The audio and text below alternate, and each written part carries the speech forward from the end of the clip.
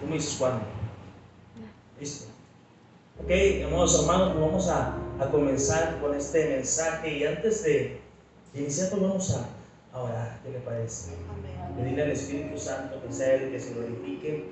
Pedirle al Espíritu Santo que sea Él el que obre en nuestras vidas, que se glorifique, que hable, que nos ministre, que nos redarguya, que esta palabra sea de bendición para cada uno de los que estamos aquí. Amén. Voy a pedir que así como estás, inclina tu rostro y haz una oración. Clama al Señor. Padre, en el nombre de Jesús, estamos delante de tu presencia, Señor, dándote gloria, honra, alabanza solamente a ti, Señor, porque nadie más la merece. Hoy, Señor, te pedimos que esta palabra que va a ser compartida, mi Dios, llegue a cada uno de los corazones, que ministre, que hable, que redarguya, mi Dios, que rompa cadenas, Señor, que rompa ataduras, Padre Celestial, porque tu palabra es viva y es eficaz, mi Dios, más cortante que una espada de doble filo. Y nos acercamos a ti, mi Dios. En el nombre de Jesús te lo agradezco. Amén. Vamos, hermano Samuel, ¿tienes la imagen de la que te pedí?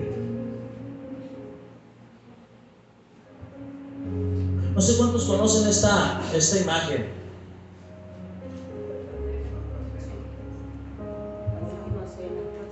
La última cena. ¿Quién pintó esa obra? Da Vinci, Leonardo da Vinci. Okay. En el medio, ¿quién es? Jesús. Hasta ahí todos tenemos claro quién era Jesús, ¿no? En la última cena. Y les pregunto, ¿quién es Pedro de ellos?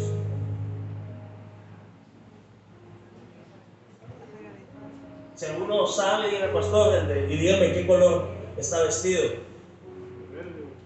De verde. Las manos levantadas. Están adivinando. El que está haciendo así. El que está haciendo así. ¿Qué? Entonces, enseguida supuestamente sería Juan. El de verde sería Juan. Juan el discípulo amado. El amado. Juan. Juan el amado. Porque se le pegaba como chiche.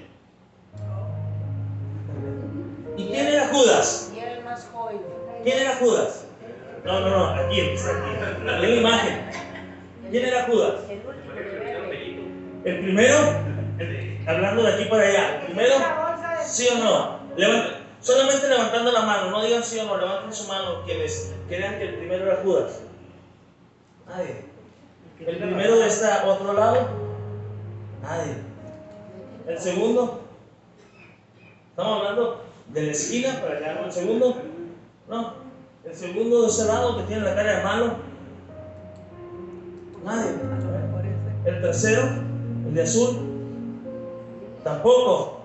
¿El tercero de café con verdecito? ¿Ese?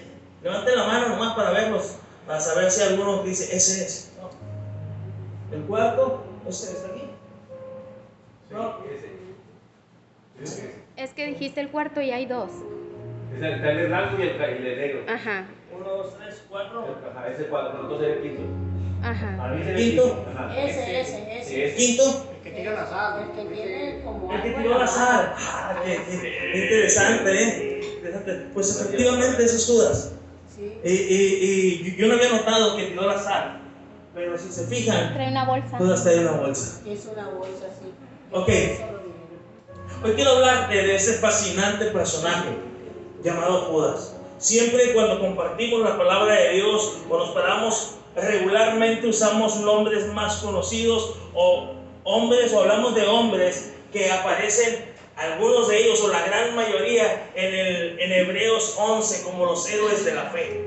Hombres valerosos, hombres que salieron en victoria. El miércoles hablaba sobre Josué, un hombre que llega a Jericó y enfrenta a los de Jericó y salen victoriosos. Y generalmente hablamos de esos hombres: Moisés, David, Daniel, Jesús.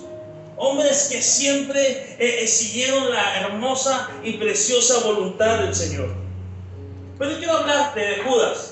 Una frase que mi esposa siempre dice es que las personas siempre nos enseñan algo. O nos enseñan cómo hacer las cosas o nos enseñan cómo no hacerlas. Sin embargo, siempre nos enseñan algo. Y el día de hoy quiero hablarte de Judas. Y aunque Judas en nuestro tiempo ya tiene una etiqueta, y cuando nos acercamos a la Biblia encontramos a Judas ya con una gran etiqueta, quiero que entendamos un poco. La Biblia o los evangelios fueron escritos no en el momento en el que sucedieron las cosas. Los evangelios fueron escritos 50, 60, 70 años después de que sucedieron las cosas. Quiere decir que cuando los evangelistas volteaban hacia atrás, ahora ya tenían todo el panorama. Ellos ya sabían todo lo que había sucedido, ellos ya entendían cómo habían ocurrido las cosas y podían entender algunas cosas que en su momento no pudieron entender. Por eso a lo largo de los evangelios vemos que Judas tiene la etiqueta ¿de quién?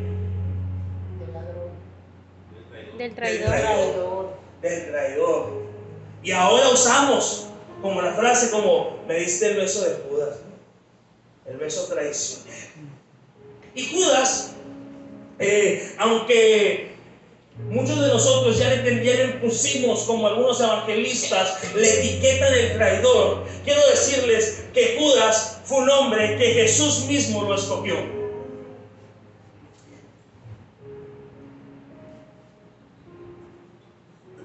En Mateo 10, capítulo 10, versículo del 1 al 4, habla cómo es que Jesús escoge a sus discípulos. De Judas no se nos dice mucho, pero se nos dice que fue un hombre escogido por Jesús. Y dice: entonces, llamando a sus 12 discípulos, les dio autoridad sobre los espíritus inmundos para que echasen fuera y para sanar toda enfermedad y toda dolencia.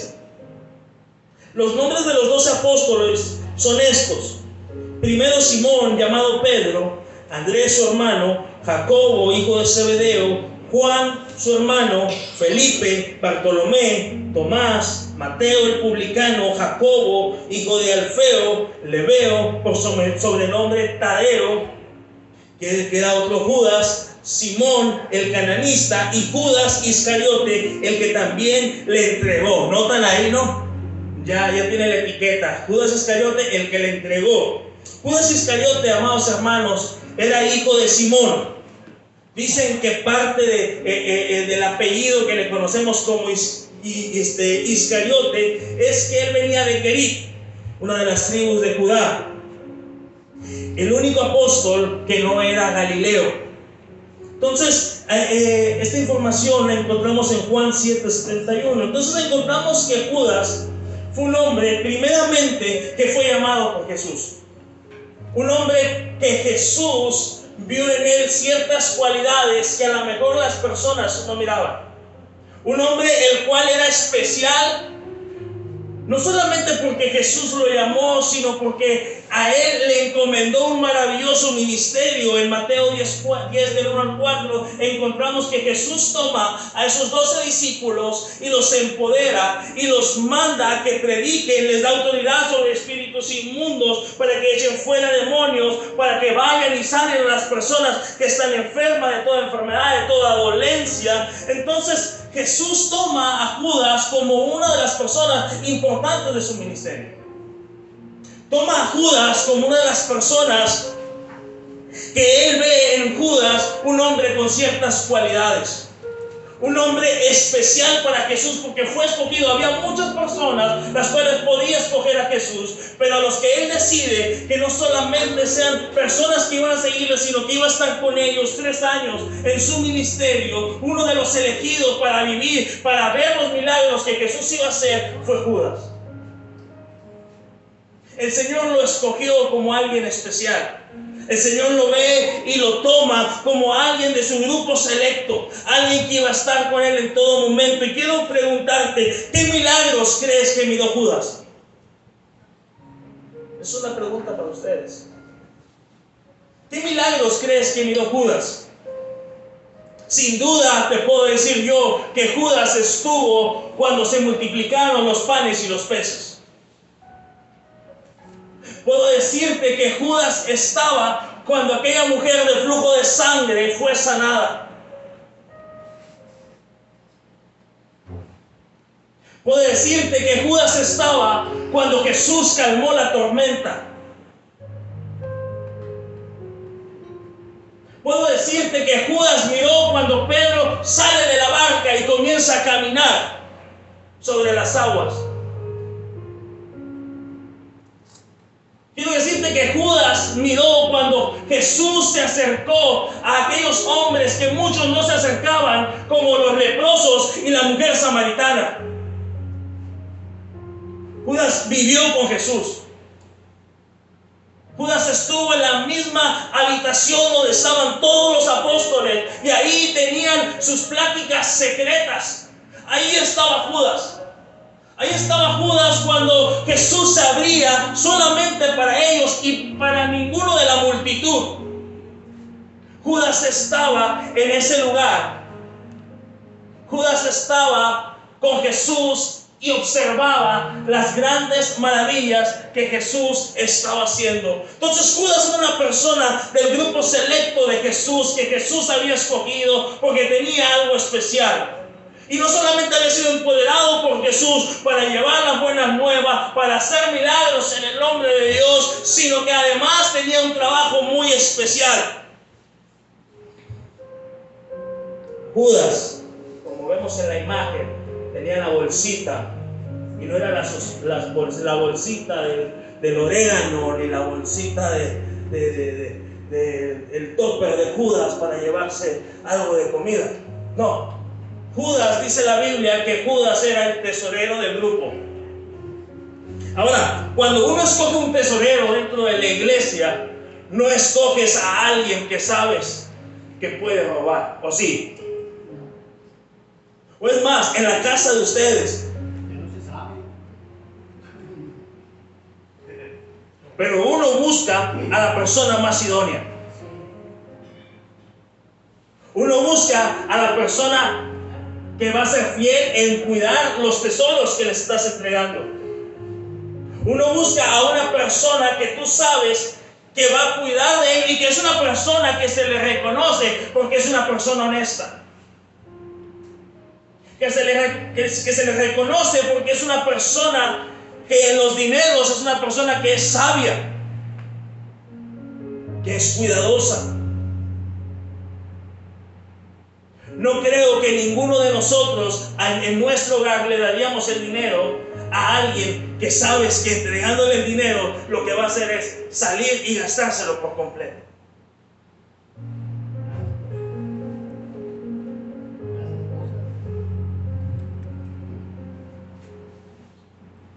Uno siempre busca a la persona idónea. Judas, amados hermanos, se le confirió la oportunidad de ser el tesorero del grupo, el que se encargaba de las finanzas, el que cuidaría de ellas, el que tomaría las ofrendas, las donaciones, las aportaciones y las cuidaría y las utilizaría sabiamente. Ese era Judas. Pero vemos que al paso de los años o al paso del tiempo, vemos que Judas se comienza a corromper. Vemos que Judas, pues, ya no era el mismo que habían escogido en un tiempo. Esas cualidades que habían visto en él, al paso del tiempo fueron llevando a Judas, tal vez las circunstancias, tal vez la situación que estaba viviendo particular Judas, pero lo llevó a comenzar a sustraer de las ofrendas. ¿Cuántos recuerdan cuando Jesús va a Betania, a la casa de Lázaro?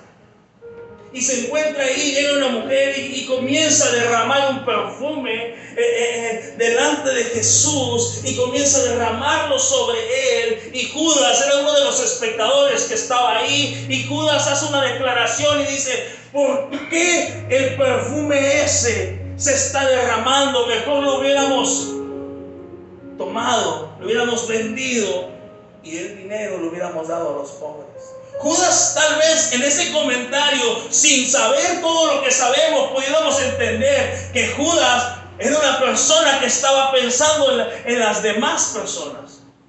Era una persona que estaba pensando en sí mismo. Sin embargo, ahora el mensaje que aparece para nosotros, que podemos entender y ver toda la película completa, es que Judas lo dijo porque él tenía la bolsa de los tesoros. ¿Y qué hacía con ellos? Y de ellas sustraía.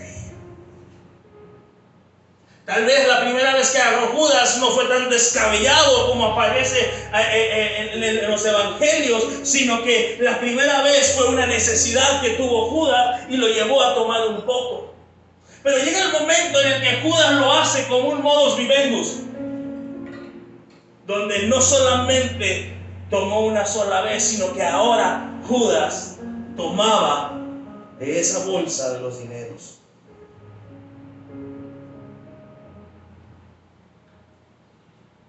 Judas fue un hombre que estuvo con Jesús en todo momento. Pero llega el momento en el que Judas comienza a amar más el dinero que al Señor. Y todo lo que tengo en este lugar el día de hoy es situarnos un poco en el momento cúspide donde Jesús se encuentra con sus discípulos. En la última cena, como decíamos ahorita, donde Jesús tiene ese encuentro con ellos, ese último encuentro, donde iba a ser crucial para muchos de ellos, inclusive para Judas. Donde antes de esa cena, Judas, en Lucas 22, aparece que Judas va y toma un acuerdo. Y el acuerdo era entregar a Jesús. ¿Se acuerdan cuánto lo iba a entregar? 30 monedas. 30 monedas de plata. 30 monedas de plata. Judas, su amor al dinero, lo llevó hasta vender al maestro. Entregarlo. Ponérselo en charola de plata a los miembros del Sanedrín. Entregarlo para que hicieran con él lo que les pareciera. Y Judas va y hace ese trato en Lucas 22, versículo del 1 al 6. Pero en el versículo 7 encontramos los preparativos para esta cena. Y quiero leerlo. Cuando llegó el día de la fiesta de los panes sin levadura, en que debían sacrificarse el cordero de Pascua, Jesús envió a Pedro y a Juan diciéndoles, Lucas 22, versículos 7, 8, Jesús envió a Pedro y a Lucas diciéndoles, vayan y hagan los preparativos para que comamos la Pascua. ¿Dónde quieres que la preparemos?, le dice.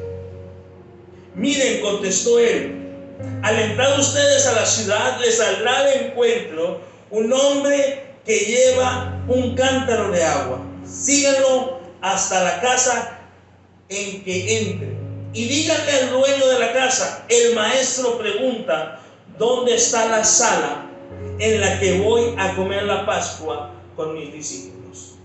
Él les mostrará la planta alta, una sala amplia y amueblada. Preparen allí la cena. Ellos se fueron y encontraron todo tal y como les había dicho Jesús. Así que prepararon la Pascua. Fíjate nomás, qué poderoso, qué maravilloso. El que estaba organizando esta Pascua, ¿quién era? Jesús. ¿Pedro y Juan? No, era Jesús. Jesús estaba preparado. Jesús era el anfitrión de esta Pascua. Jesús era el anfitrión de esta última cena. Jesús estaba preparando todo para tener ese encuentro y ese acercamiento con todos sus discípulos. Jesús quería tener esta última plática con ellos, esta última cena. En una parte dice, ¿saben qué? Ya no voy a beber este vino. Yo ya no voy a estar con ustedes. Y Jesús estaba preparando ese momento crucial y decisivo para la vida de muchos de los que estaban ahí, especialmente para sus discípulos. Jesús estaba listo, estaba preparando el escenario, tenía todo listo. Los elementos que iban a usar los apóstoles o Juan y Pedro sabían qué debía de llevar. Estaban en los últimos días, se iba a celebrar la Pascua, estaban ahí y sabían qué elementos tenían que tener. En esta mesa nosotros tenemos algunos elementos representativos de esa Pascua: el vino, el pan, el trigo. Elementos importantes para esa última cena, elementos importantísimos para ellos en su cultura. Cuando Jesús va como anfitrión y prepara esa última cena, llega el momento en el que los discípulos se sientan. Caen, si pueden darle a todos, por favor. En Juan capítulo 13, quiero que vayamos todos, por favor. El Evangelio según Juan, capítulo 13.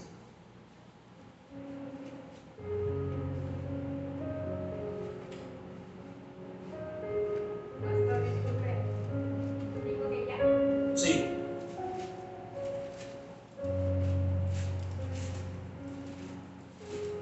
Juan capítulo 13.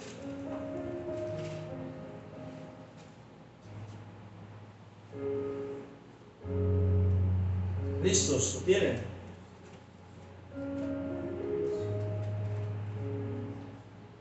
Están todos ellos, pueden ir tomando, ¿no? Pueden irlo tomando y pueden estar ahí escuchando el mensaje.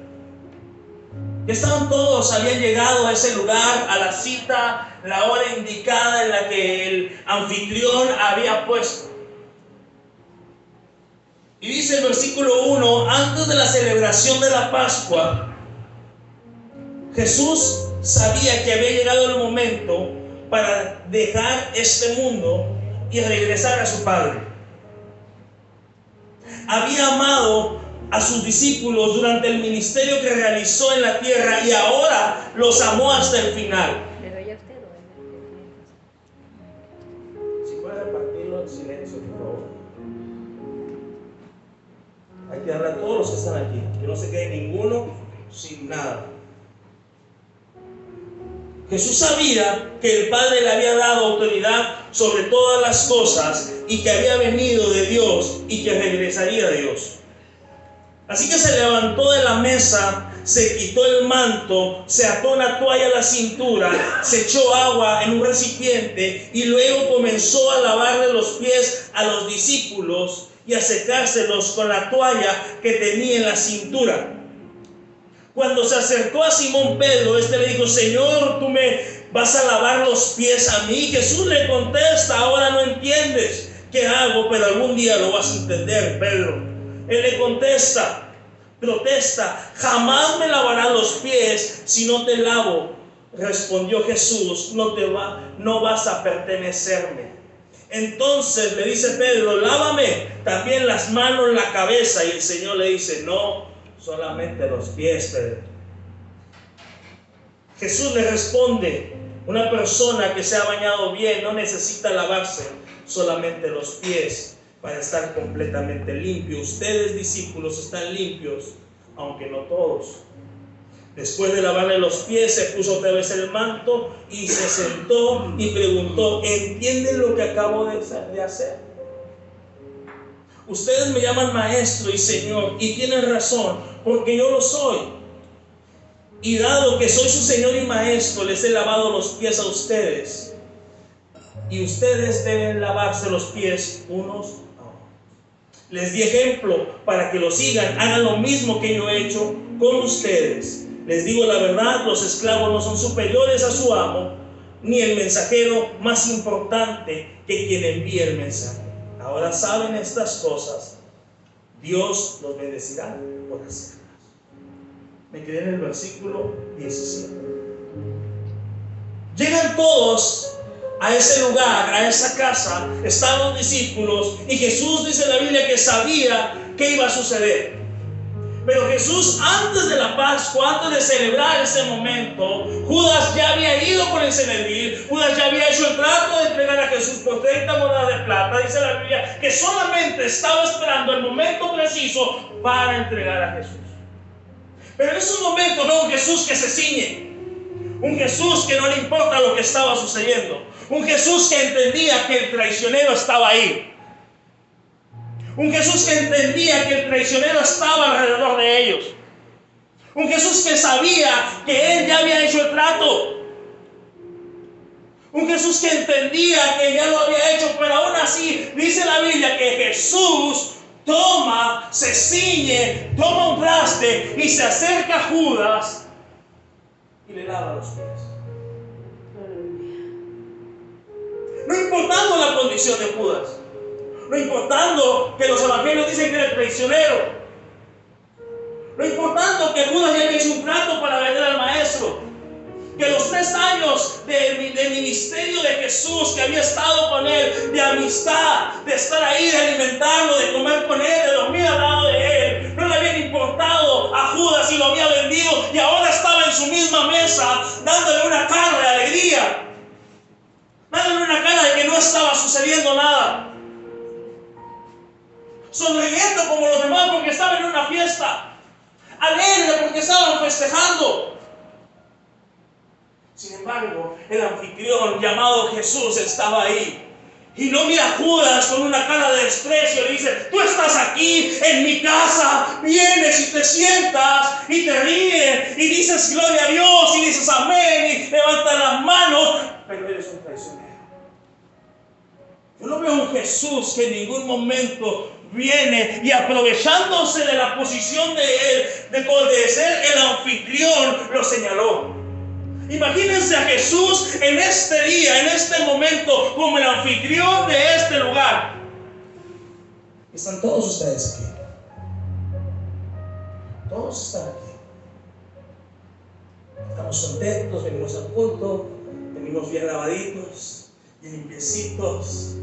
Todos estamos bien. Pero Jesús sabe lo que hay dentro de nuestros corazones. Jesús sabe qué es lo que está pasando en tu vida. Jesús sabe las cosas que hiciste en la semana. Jesús sabe las veces que has robado de esa bolsa de los dineros. Jesús sabe las veces que le has ofendido en esta semana. Jesús sabe las veces que lo has negado en esta semana. Jesús sabe las veces que lo has traicionado en esta semana. Y Jesús sabe que tal vez estás pensando salir de este lugar e ir nuevamente a traicionar. Pero Jesús no es como nosotros. Jesús no es como nosotros. Si los apóstoles se hubieran dado cuenta de quién era el traicionero, te aseguro que ahí mismo lo hubieran linchado a Judas. Si ellos hubieran visto el corazón de ellos mismos, tal vez entre ellos se hubieran peleado unos a otros. Pero veo a un Jesús diferente. A un Jesús que momentos antes primero se ciñe, toma el agua y le lava los pies. Siguiente a ese acto, dice, versículo 18 de Juan 13: no les digo estas cosas a todos ustedes, yo conozco a los que he elegido, dice, pero es para que se cumpla la escritura que dice: el que come de mi comida se ha puesto en mi contra. Les aviso de antemano a fin de que cuando suceda crean que yo soy el Mesías. Les digo la verdad, todo el que recibe mi mensaje me recibe a mí, y el que me recibe a mí recibe a mi Padre, quien me envió. Entonces Jesús, fíjate nomás lo que sucede, muy angustiado exclamó: les digo la verdad, uno de ustedes me va a traicionar. Imagínense esa expresión el día de hoy dentro de una iglesia. Un Jesús hablándoles a ustedes y decirles: uno de ustedes me va a traicionar, uno de ustedes me va a negar, uno de ustedes se va a regresar, Uno de ustedes me va a abandonar. Uno de ustedes no va a seguir en el camino. Uno de ustedes ya no lo van a ver en esta iglesia. Uno de ustedes ya no se va a estar congregando. Uno de ustedes ya no va a estar aquí. Jesús, acongojado por lo que estaba sucediendo, le dice: uno de ustedes en el 21 va a traicionarme. Los discípulos se miraban unos a otros. Ve a tu hermano y ve a tu hermana que está ahí de tu lado.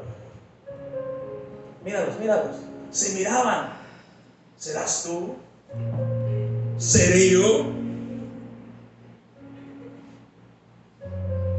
El discípulo a quien Jesús amaba más estaba sentado a un lado. Simón Pedro le hizo señas para que le preguntara a quién se refería.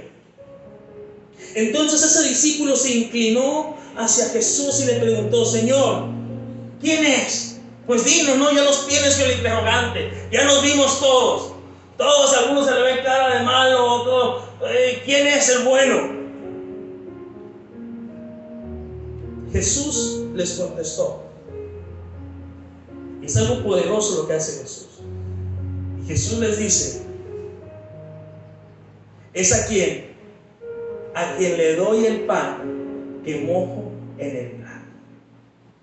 Y dice que Jesús toma el bocado, lo tiene en sus manos y va y se lo entrega a uno de sus discípulos. Va y se lo entrega a uno de ellos. Y lo toma y se lo entrega.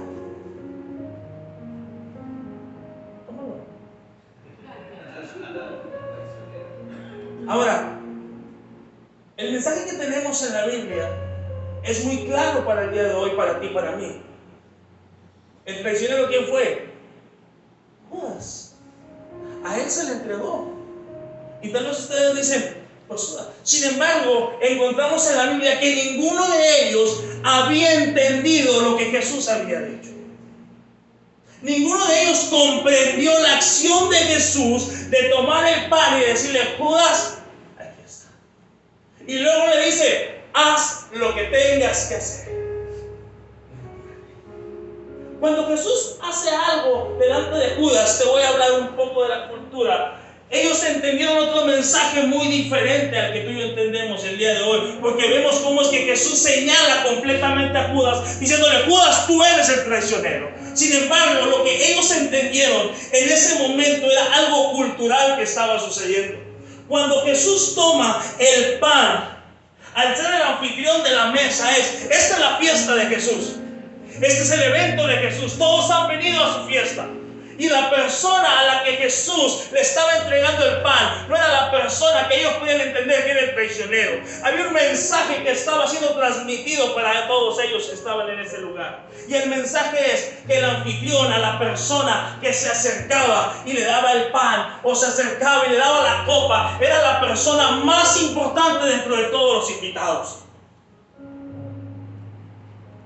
Le estaba diciendo: Judas, dentro de todos estos que están en este lugar, dentro de los 12 apóstoles, dentro de las 12 personas que están aquí en este momento disfrutando esta cena, tú eres uno de los más importantes. Tú eres el especial para mí. Hoy, toma tu pan. Algunos ya se lo comieron, ¿no? Otros los veo ahogados.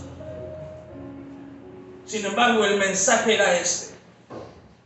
En este lugar, la persona más importante, el anfitrión no es el pastor. El anfitrión no es la familia pastoral de Casa de Bendición.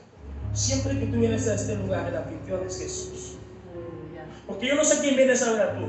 Tú, ¿a quién vienes a ver? Pero yo vengo a ver a Jesús cada vez que vengo a este lugar. Yo vengo a encontrarme con Jesús cada vez que vengo a este lugar. El mensaje que Jesús le estaba dando a Judas: Judas, tú eres el especial en este lugar. Hay muchos. Tú puedes decir: son mejores que tú, son mejores que yo. Pero aquí lo especial eres tú. Este pan para Judas simbolizaba un mensaje de esperanza, un mensaje de redención, un mensaje de gracia. ¿Sabes qué gracia? Es un regalo no merecido. Es algo que tú no mereces. Judas no merecía que le lavaran los pies. Judas no merecía un pan mojado en su boca. Judas no merecía las atenciones que Jesús estaba teniendo con él. Pero Jesús, en su amor, en su gracia, en su misericordia, le dice: Judas, este es para ti. Eres especial. Y lo dice: vete. Judas se va. Y yo me imagino a un Judas pensando en qué iba a hacer. Tenía ese trato que había hecho, pero también sabía que el maestro le estaba diciendo: sé todas las cosas que has hecho, sé lo que piensas hacer, sé los tratos que tienes, pero aún así sigues siendo especial para mí. Aún así sigues siendo importante para mí. Aún así te sigo amando. Aún así eres alguien importante para mí. Judas, te amo. Un mensaje no verbal. Para Judas era: Judas, te amo. Judas, te amo. El mensaje que Jesús tiene para mí es: Samuel, eres imperfecto. Eres imperfecto. Pero ahora sí te sigo amando. La gracia no es un permiso para pecar.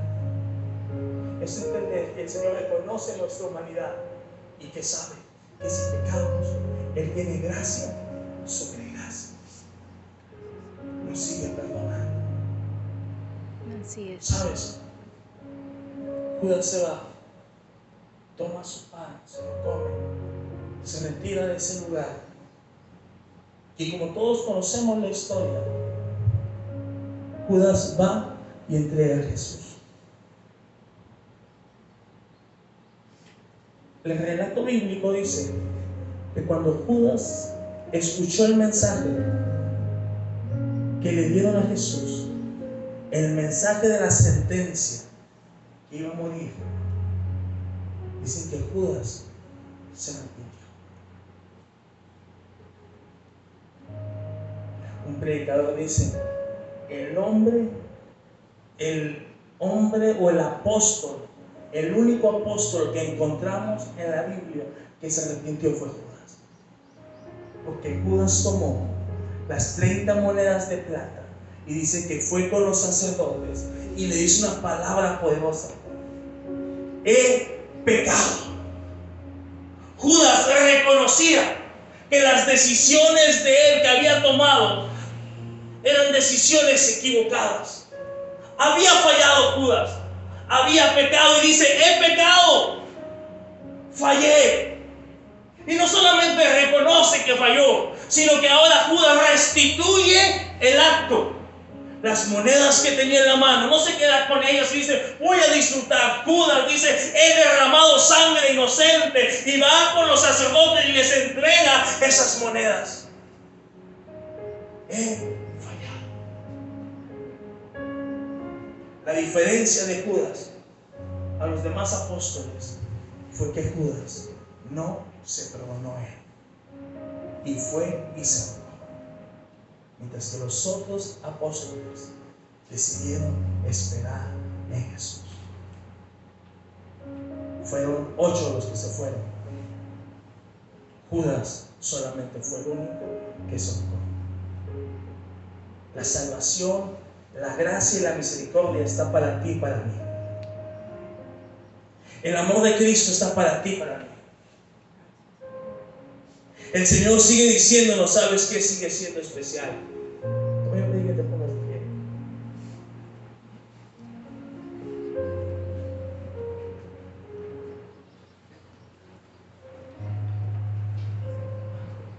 Ese pan simboliza el amor hacia Judas. Simboliza el perdón, porque su cuerpo fue molido por ti y por mí. Simboliza el amor con el que nos amó. Mas Dios, dice la palabra de Dios, muestra su amor para con nosotros, que siendo aún pecadores, Cristo murió por nosotros. El pan simboliza su cuerpo, que fue molido por ti y por mí. Pero que gracias a ese cuerpo derramado, a ese cuerpo molido y esa sangre derramada que es el vino. Hoy tú y yo tenemos salvación. Hoy tú y yo tenemos acceso. Hoy sigue habiendo Judas en todos lados. Tal vez tú mismo o yo mismo soy un Judas en este momento. Una persona que está con Jesús, que está cerca de Él, pero que tiene debilidades, que tiene luchas, que está pasando por diferentes problemas y que algunos van a salir y van a pecar en este momento. Pero hoy Dios nos dice, hermano, hermana, sigue siendo especial para el Señor. Cierra tus ojos.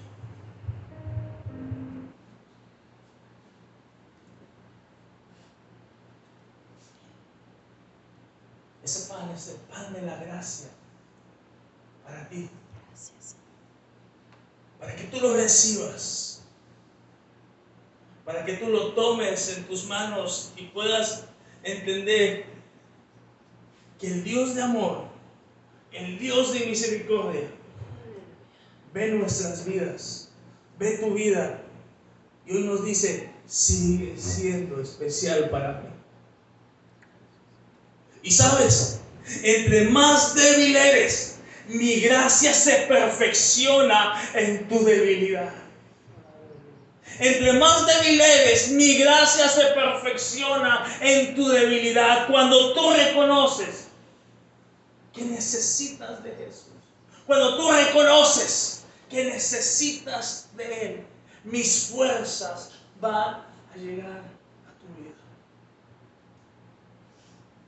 Hoy llévate en tu corazón que no estás solo. Pon alabanzas, amor, por favor.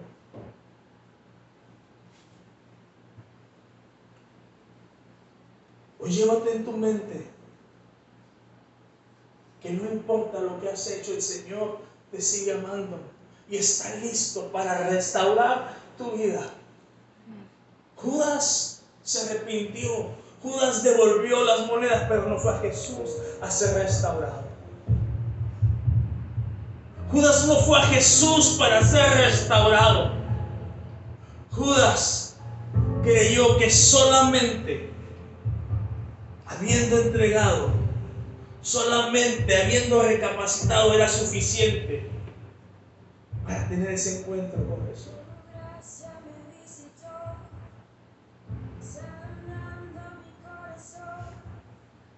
Es tiempo de acercarnos al trono de gracia, al trono de misericordia. Aleluya. Ahí está para ti. Ahí está para ti. Su gracia es un regalo no merecido. Su gracia es ese regalo maravilloso de perdón, salvación para tu vida. Algo que con actos personales nunca vamos a lograr obtener. Porque eso es un regalo de Dios para todo aquel que decide acercarse a su trono. Para todo aquel que le dice, Señor, te necesito, soy imperfecto, fallo, tengo errores, cometo pecados, pero aquí estoy, Señor. Aquí estoy, Padre Celestial. Entiendo que el especial no es Juan solamente, sino que el especial también era Judas, era Pedro, era Mateo, era Felipe, era Jacobo, era Judas. Era cada uno de ellos, era especial para Jesús.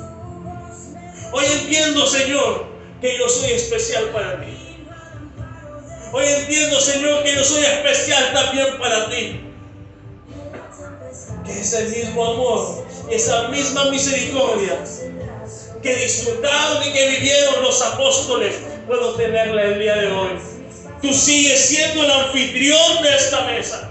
Tú sigues siendo el anfitrión de este lugar. Y tú sigues abriendo y extendiendo tus brazos para aquel que esté quebrantado, para aquel que esté herido, para aquel que ha sido lacerado, para aquel que ha sido rechazado, para aquel que se encuentra con pecados, con ataduras, para aquel que está batallando en su caminar.